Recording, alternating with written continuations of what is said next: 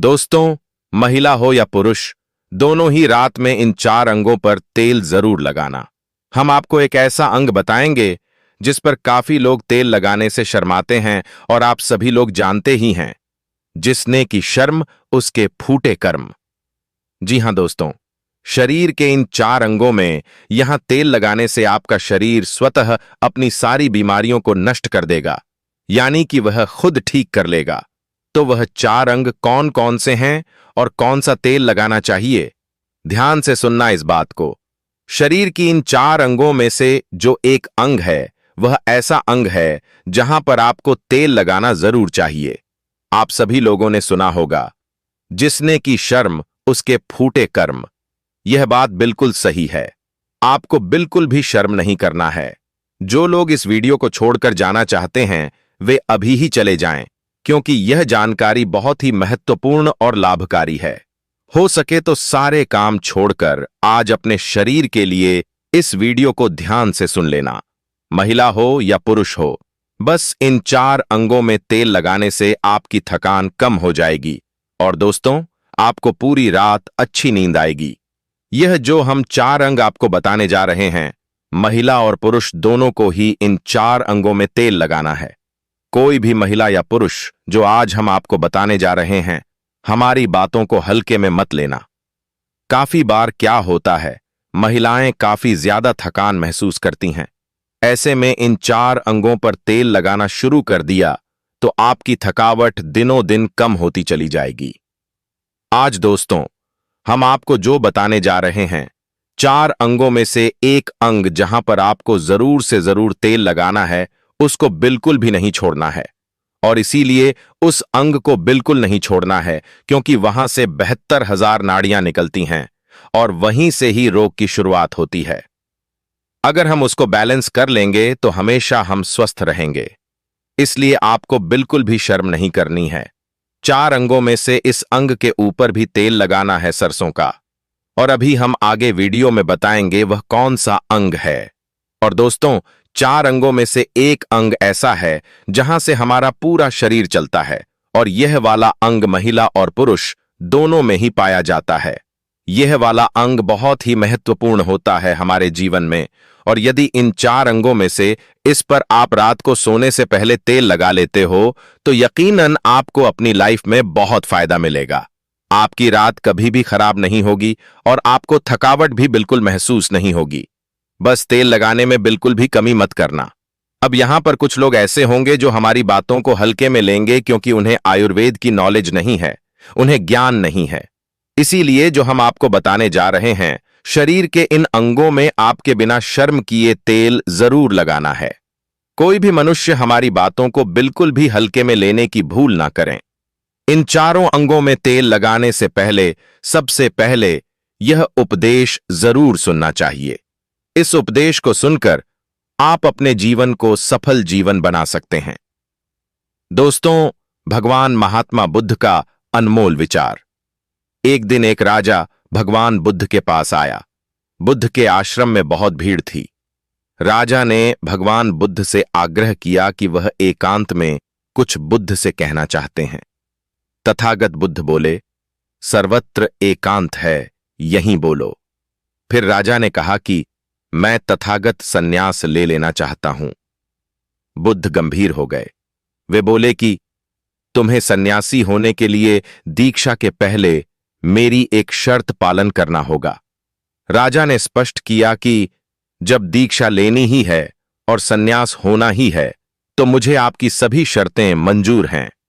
और फिर तथागत बुद्ध ने आदेश दिया और कहा, अपने कपड़े उतारो, अपने जूते उतारो और नग्न हो जाओ, और इसी नग्न अवस्था में अपने राज्य के राजमार्गों पर स्वयं को जूते मारते हुए चक्कर लगाकर आओ। राजा असमंजस में पड़ गया। तथागत बुद्ध यह क्या कह रहे हैं? मैं एक राजा हूं, इस तरह से मैं नग्न होऊंगा और नग्न होकर अपनी ही सड़कों पर कैसे खुद को जूते मारते हुए चक्कर लगाऊं? लेकिन फिर भी राजा को संतुष्ट होना था, तो उन्होंने भगवान बुद्ध की शर्तें मान लीं और वे वैसा ही करने के लिए निकल पड़ा। राजा ने वैसा ही किया। वह नग्न होकर स्वयं को जूते मारते हुए राजधानी की सड़कों पर दौड़ने लगा। और यहां उसके चले जाने पर शिष्यों ने बुद्ध से कहा कि जब हम आपसे दीक्षा लेने आए थे तब आपने तो ऐसी कठोर शर्तें नहीं लगाई थीं। आप तो स्वयं करुणा अवतार हैं, फिर आपने राजा के साथ ऐसा कठोर व्यवहार क्यों किया?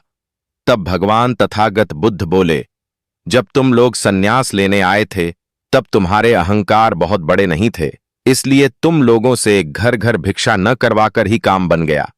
यह तो एक बड़े राजा हैं, इनका अहंकार भी बहुत बड़ा है, इसलिए जितनी बड़ी रोग उतनी बड़ी दवा, इसलिए महारोग की दवा भी अधिक शक्तिशाली होती है। इसी कारणवश मैंने इनकी परीक्षा भी इतनी कठिन की है। राजा जब इस दशा में अपनी प्रजा के सामने से गुजरेगा तो उसका अहंकार चूर चूर हो चुका होगा। राजा ने शाम तक शर्तें पूरी कर लीं और बुद्ध के चरणों में आकर गिर गया और फिर बोला, तथागत, अब तो मुझे आप दीक्षा देकर मुझे सन्यास करें। भगवान बुद्ध ने राजा के सिर पर मुकुट रखा और कहा कि अब तुम्हें सन्यास लेने की जरूरत ही नहीं है। जाओ और कर्ता भाव छोड़कर साक्षी भाव से राज करो।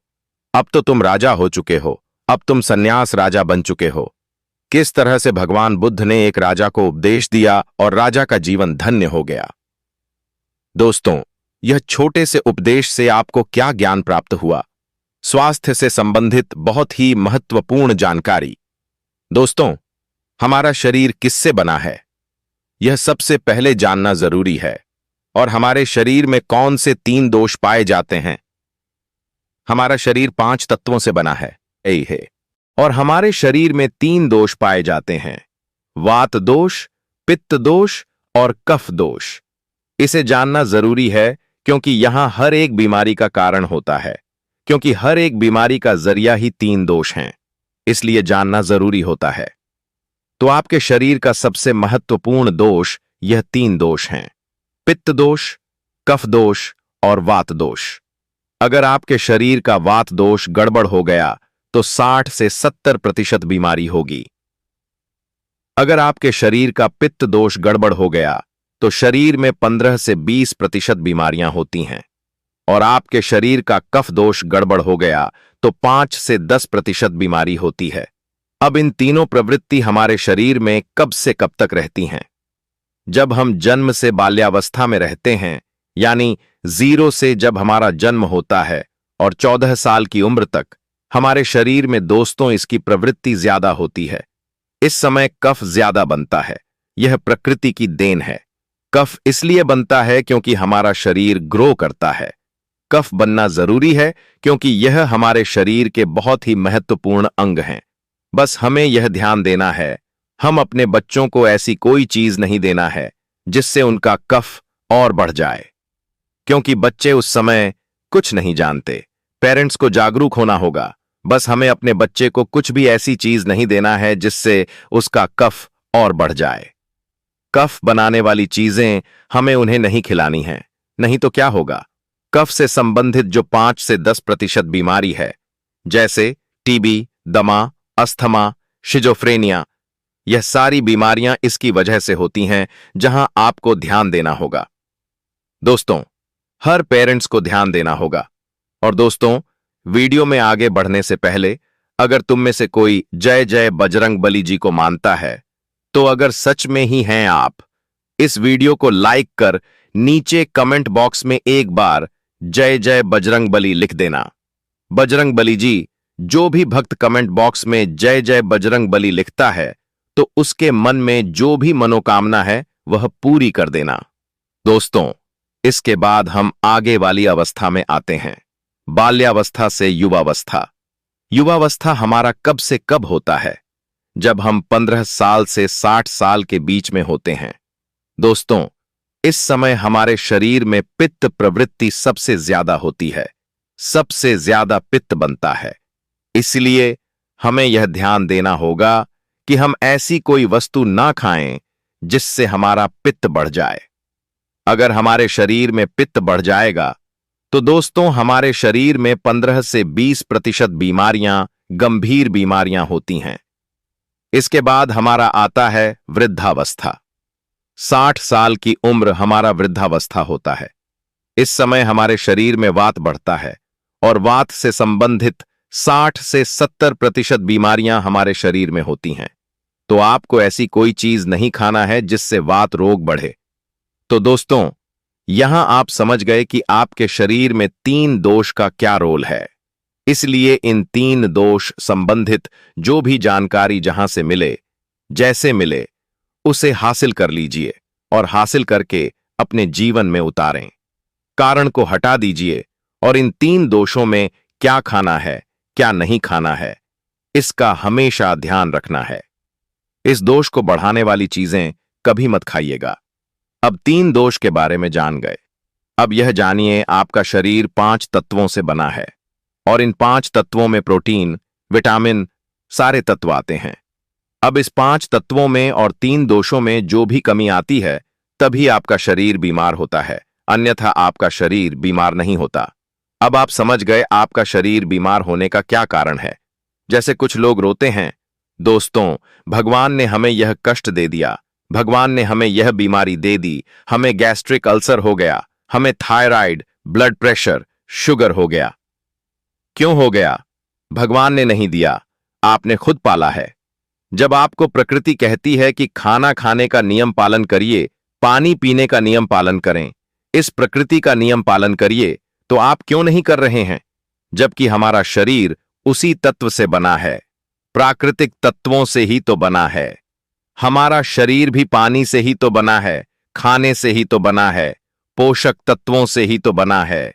यह सारे नियम का आपको पालन करना होगा। अब जब हमारा पित्त दोष कह रहा है कि यह चीज नहीं खाइए, पित्त और बढ़ेगा, तो आप उसे क्यों खाते हैं?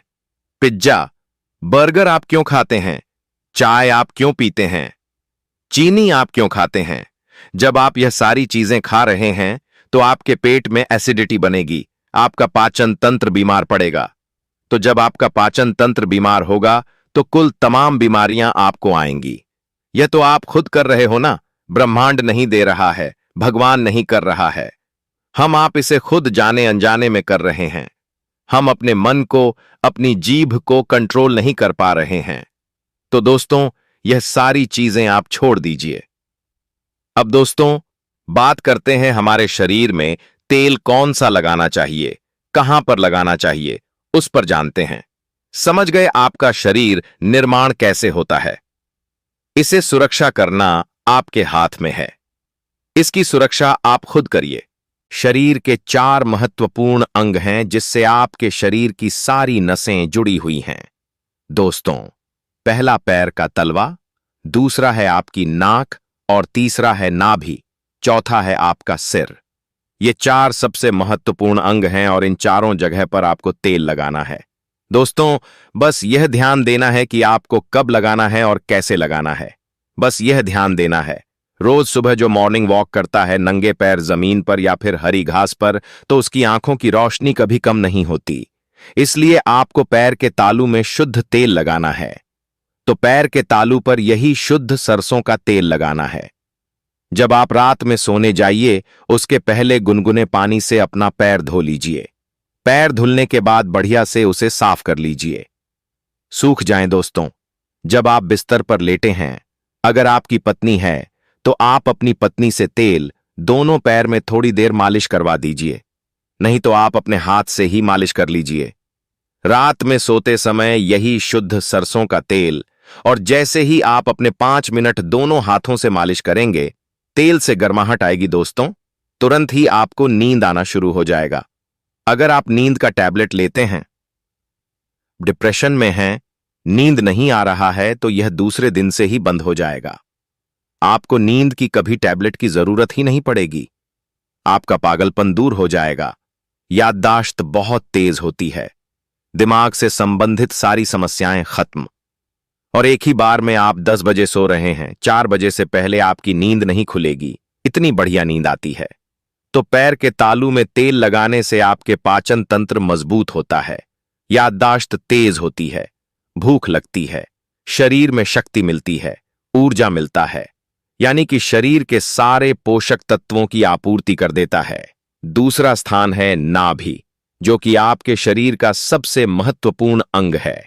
दोस्तों, नाभि के पीछे एक त्रिकुटी ग्रंथि पाई जाती है और इसी ग्रंथि से शरीर की सारी नसें जुड़ी हुई होती हैं और यह शरीर की सबसे शक्तिशाली ग्रंथि होती है, सबसे शक्तिशाली होती है। इसीलिए नाभि में तेल लगाना चाहिए। आप देखते होंगे जब घर में बच्चा होता है, सबसे छोटा सा बच्चा जन्म होता है और माताएं तेल की मालिश करती थीं। अब तो यह जमाना उठ गया है। पहले माताएं 8 से 10 बार दिन में तेल की मालिश करती थीं। हम लोग बच्चों को देखते थे, हमारी माताजी जो भाई के बच्चे होते थे यानी कि पोता को 4 बार दूसरी टाइम यानी कि 7 से 8 बार तेल की मालिश करती थीं। दोस्तों, कहते थे जितने हम तेल की मालिश करेंगे हड्डियां इनकी मजबूत होंगी। दोस्तों, यह आपकी नाभि सबसे शक्तिशाली शरीर का हिस्सा है। इस नाभि में उस समय जब माताएं तेल की मालिश करती थीं तो उनकी नाभि को फूंक मारती थीं। फूंक मारने के बाद उसमें तेल लगाती थीं, साफ करती थीं। तो दोस्तों, आपको नाभि में तेल लगाना है। किसका तेल लगाना है?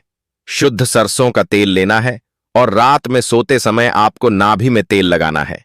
जब आप नाभि में तेल लगाते हैं तो उसके फायदे कितने हैं, आप जानकर चौंक जाएंगे। दोस्तों, आपको बढ़िया से नींद आएगी, दिमाग से संबंधी कोई समस्या नहीं होगी, आपका पाचन तंत्र एकदम स्ट्रांग बना रहेगा। आपका पाचन तंत्र स्ट्रांग रहेगा, आपको भूख बढ़िया सी लगेगी, आपके शरीर के सारे दर्द दूर हो जाएंगे, आपकी आंखों की रोशनी बढ़ जाती है, यानी कि शरीर के हर एक पार्ट के लिए फायदेमंद है। अब आपको नाक में क्या करना है? नाक में अगर देसी गाय का घी मिल जाए, शुद्ध देसी, किसी कंपनी का नहीं चाहिए, शुद्ध देसी गाय का घी 1 बूंद नाक में और 1 बूंद नाक में, दोनों नाक में 1-1 बूंद डालना है। दोनों नाक में 1-1 बूंद रोज डालें। इसके इतने सारे बेनिफिट्स हैं, वह बेनिफिट्स मैं यहां पर गिनाते गिनाते थक जाऊंगा। दोस्तों, आपका पागलपन दूर हो जाएगा। किसी के अंदर पागलपन है, पागलपन की दवा चल रही है, तो दोस्तों 3 से 4 महीने के अंदर पागलपन की दवा बंद हो जाएगी। आपके कान के पर्दे में छेद है, तो कान के पर्दे का छेद बिना ऑपरेशन के ठीक हो जाएगा, सिर्फ 3 से 4 महीने में। बाकी कोई दवा ऐसी नहीं बनी जो आपको ठीक कर दे। आपको नींद की समस्या है, नींद की समस्या दूर हो जाएगी। याददाश्त कमजोर है, याददाश्त आपकी तेज हो जाएगी। शरीर में कमजोरी है, शरीर की कमजोरी दूर हो जाएगी। जुकाम आपको कभी पूरे भविष्य में नहीं होगा। जुकाम, सर्दी, खांसी, नाक से संबंधित जितनी भी बीमारी है आपको नहीं होगी। अब एक बात और है जहां से आपका पूरा शरीर ब्रेन जुड़ा हुआ है। आपको अपने सिर में सरसों का शुद्ध, किसी कंपनी का आप मत लीजिए, यह शुद्ध सरसों का तेल आप अपने सर में लगाइए। जैसे ही यह शुद्ध सरसों का तेल आप अपने सर पर लगाएंगे, आसानी से इसे थपथपा पाएंगे। दोस्तों, नींद आना आपको शुरू हो जाएगी।